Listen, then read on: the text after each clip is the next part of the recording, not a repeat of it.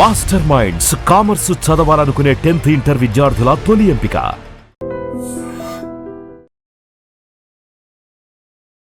నమస్తే, welcome to I dream talking point with కవిత.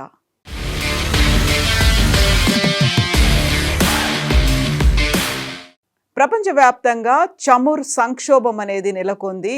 అంతర్జాతీయ మార్కెట్లో $100 దాటింది క్రూడ్ ఆయిల్ ధర.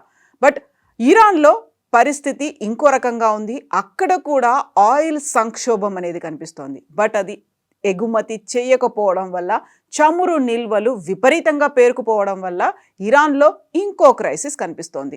ఆంక్షలు, దిగ్బంధం, ఎగుమతులను అడ్డుకోవడంతో ఇరాన్లో ముడి చమురు పేరుకుపోతోంది. ప్రస్తుతం ఇరాన్ చమురు పరిశ్రమ సంక్లిష్ట స్థితిలో ఉన్నట్లుగా తెలుస్తోంది. కర్గ్ ద్వీపంలో చమురు ఉత్పత్తిని ఆపలేక ఒకవైపు, ఎగుమతులు స్తంభించడంతో మరోవైపు ముడి చమురు నిల్వలు ప్రమాదకరంగా పెరిగిపోతున్నాయి. ఇరాన్ చమురు ఉత్పత్తిలో 90% పైగా ఉత్పత్తి చేసి 3 కోట్ల బ్యారెళ్ల వరకు ముడి చమురును నిల్వ చేయగలిగినటువంటి కర్గ్ ద్వీపంలో నిల్వ కేంద్రం హర్ముజ్ జలసంధిలో అమెరికా విధించిన దిగ్బంధం కారణంగా నిండిపోయే దశకు చేరుకుంది. ఇప్పుడు ఒక కీలక మలుపు ఆసన్నమైనట్టుగా కనబడుతోంది. అందుకోసం అదనపు చమురును సముద్రంలో నిల్వ చేయడానికి ఇరాన్ తన 30 ఏళ్ల నాటి నాషా అనే ట్యాంకర్ను తిరిగి వినియోగంలోకి తీసుకొస్తోంది. అనేక ఏళ్లుగా నిరుపయోగంగా ఖాళీగా పడి ఉన్నటువంటి నాషా అనే నౌకను ఇప్పుడు ఎగుమతి చేయలేని అదనపు ముడి చమురును నిల్వ చేయడానికి తేలియాడే నిల్వ కేంద్రంగా తిరిగి వినియోగించాలి అని ఇరాన్ భావిస్తోంది. అయితే ఈ చర్య కేవలం తాత్కాలిక పరిష్కారమే అయినా ఇరాన్ దీనిపై ఆధారపడడం చూస్తే అమెరికా నావికా దిగ్బంధం ఆ దేశ చమురు మౌలిక సదుపాయాలను ఎంత గట్టిగా అడ్డుకుంటోందో స్పష్టమవుతోంది. మరో 1.30 క్రోర్స్ బ్యారెళ్ల చమురుకు మాత్రమే స్థలం ఉందని, నికరంగా లోపలకు వచ్చే చమురు రోజుకు సుమారు 10 లక్షల నుంచి 11 లక్షల బ్యారెళ్ల చొప్పున ఉందని సముద్రయాన విశ్లేషకులు చెబుతున్నారు. ఇదే రేటుతో 12 నుంచి 13 రోజుల్లో నిల్వలు నిండిపోతాయని విశ్లేషకులు అంచనా వేస్తున్నారు. ట్యాంకర్ ట్రాకర్స్ అనేటువంటి సముద్రయాన ట్రాకర్ ప్లాట్ఫామ్ అందించినటువంటి ఉపగ్రహ చిత్రాల ప్రకారం ఏప్రిల్ 16న ఇరాన్లో ఉన్నటువంటి కర్గ్ ద్వీపంలో ఉన్న ఎగుమతి టెర్మినల్ వద్ద 3 ట్యాంకర్లు మొత్తం 50 లక్షల బ్యారెళ్ల సరుకును లోడ్ చేస్తున్నట్లుగా కనిపిస్తోంది. ఒకవేళ చమురు నిల్వ సామర్థ్యం పూర్తిగా నిండిపోతే ఇరాన్కు కొన్ని ప్రత్యామ్నాయాలు మాత్రమే మిగిలి తీవ్ర సంక్షోభాన్ని ఎదుర్కోవాల్సి వస్తుంది.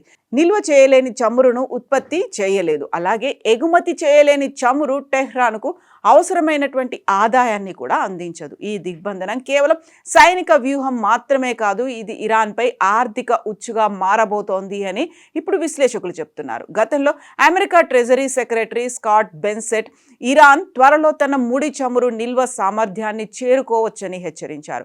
చమురు నిల్వ చేయడానికి స్థలం కొరత ఒక ప్రధాన సమస్యగా మారింది. ఎందుకంటే ఇరాన్ తన బావులను మూసివేయాల్సి వస్తుంది. ముఖ్యంగా వాటర్ ఇంజెక్షన్ క్షేత్రాలను నిలిపివేయడం మరింత సమస్యాత్మకం. ఈ క్షేత్రాలు నిరంతరం పనిచేయాల్సిన అవసరం ఉంటుంది, లేకపోతే వాటికి తీవ్ర నష్టం జరిగి దీర్ఘకాలిక ఉత్పత్తి నష్టాలకు దారితీస్తుంది. చమురు, గ్యాస్ ఉత్పత్తిని ఒకేసారి ఆపితే నీటి ట్యాప్ను ఆపినంత సులభంగా అది ఆగిపోదు అనేది నిపుణులు చెప్తున్నారు. ఇది ఒక సంక్లిష్టమైన, తరచుగా కోలుకోలేని ప్రక్రియ అవుతుంది. ఫిబ్రవరి 28న ఇరాన్పై అమెరికా ఇజ్రాయెల్ యుద్ధం ప్రారంభమైనటువంటి వెంటనే టెహ్రాన్లో ఉన్నటువంటి అధికారులు హార్ముజ్ జలసంధిని మూసివేశారు. ఈ సీజ్ ఫైర్ కాలంలో గల్ఫ్ ఉత్పత్తిదారుల నుంచి ప్రపంచ చమురు, ద్రవీకృత సహజ వాయువు అంటే లిక్విఫైడ్ న్యాచురల్ గ్యాస్ సరఫరాలో 20% ఈ హర్ముజ్ జలమార్గం గుండానే రవాణా చేయబడేది. కీలకమైనటువంటి ఈ జలసంధి దాదాపుగా మూతపడడంతో ప్రపంచ చమురు, గ్యాస్ ధరలు ఆకాశాన్నంటాయి. అప్పటి నుండి ఇరాన్ ఆ జలసంధిని తన నియంత్రణలోకి తీసుకుంది. అయినప్పటికీ అది ఆ జలమార్గం ద్వారా తన సొంత ఇంధన ఉత్పత్తులను ఎగుమతి చేస్తూనే వచ్చింది. హర్ముజ్ జలసంధి ద్వారా జరిగే ఇరాన్ చమురు ఎగుమతులు దాని మొత్తం చమురు ఎగుమతులలో సుమారు 80% ఉంటాయి. వాణిజ్య నిఘా సంస్థ అయినటువంటి క్లర్ప్ ప్రకారం ఇరాన్ మార్చిలో రోజుకి 1.84 మిలియన్ బ్యారెళ్ల ముడి చమురును ఎగుమతి చేసింది. ఏప్రిల్లో ఇప్పటి వరకు 1.71 మిలియన్ BPD రవాణా చేసింది. 2025లో సగటున ఇది 1.68 మిలియన్ బ్యారెళ్లు మాత్రమే ఉండేది.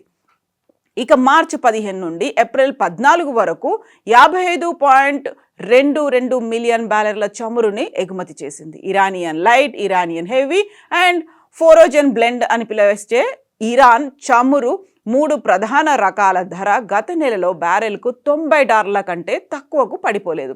అంటే చాలా రోజుల్లో బ్యారెల్ ధర $100లను అధిగమించింది. బ్యారెల్కు కనీసం $90 అంచనా వేసినా కూడా ఇరాన్ గత నెలలో తన చమురు ఎగుమతుల ద్వారా కనీసం $4.97 బిలియన్ ఆర్జించినట్టుగా లెక్కలు చెప్తున్నాయి.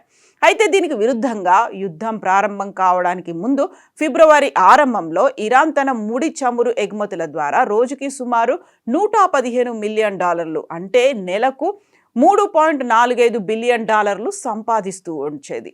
సులభంగా అంటే చాలా ఈజీగా మనకు అర్థమయ్యేటువంటి లెక్కల్లో చెప్పుకోవాలంటే యుద్ధానికి ముందుతో పోలిస్తే గత నెలలో ఇరాన్ చమురు ఎగుమతుల ద్వారా 40% ఎక్కువ సంపాదించింది. దీనిని అమెరికా ఆపింది.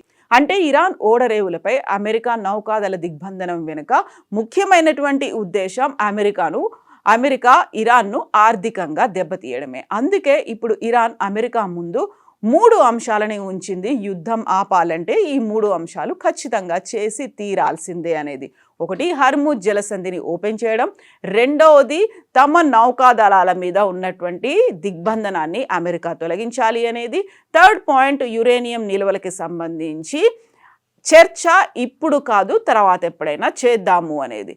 ఒక రకంగా ఇరాన్ సుప్రీం లీడర్ మరణం తర్వాత ఇరాన్ లొంగిపోతుంది అనుకున్నప్పటికీ 2 నెలలు కంప్లీట్ అయిపోయాయి, 3వ నెలకి ఎంటర్ అయిపోయింది.